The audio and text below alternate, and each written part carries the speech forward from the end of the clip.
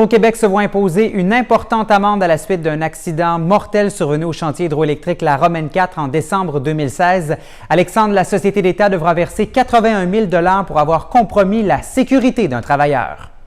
Oui, c'est à la suite du décès de Luc Arpin de Les Escoumins qui est décédé après qu'une partie de la paroi rocheuse de la galerie de dérivation de Romaine 4 se soit effondrée. 4300 tonnes de roc qui s'étaient soudainement décrochées. La pelle mécanique dans laquelle se trouvait le travailleur a été ensevelie. Il a fallu 2 semaines pour extirper le travailleur de 51 ans de cette position-là. La CNESST avait mené une enquête, avait blâmé Hydro-Québec. On avait ciblé les études géotechniques et des moyens de contrôle du danger insuffisants comme cause de cet accident. Et cette semaine, Hydro-Québec a été condamné à payer une amende de 81 000 $ au terme d'une seule journée d'audience qui s'est tenue au Palais de justice de Sept-Îles. Voici une courte réaction de la Société d'État.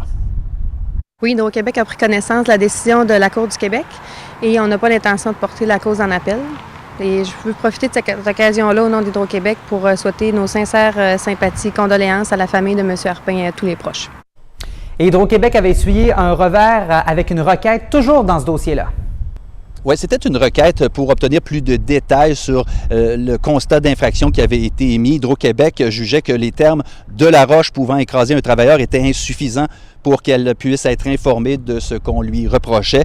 La CNESST s'était défendue en disant que Hydro-Québec avait une preuve imposante et qu'elle était une des défendresses les mieux informées que l'on puisse rencontrer. La juge a donné raison à la CNESST et je termine en vous mentionnant que l'employeur du travailleur EBC a aussi reçu un constat d'infraction par rapport à cet accident de la part de la CNESST, mais dans ce cas-ci, le constat d'infraction est contesté devant les tribunaux.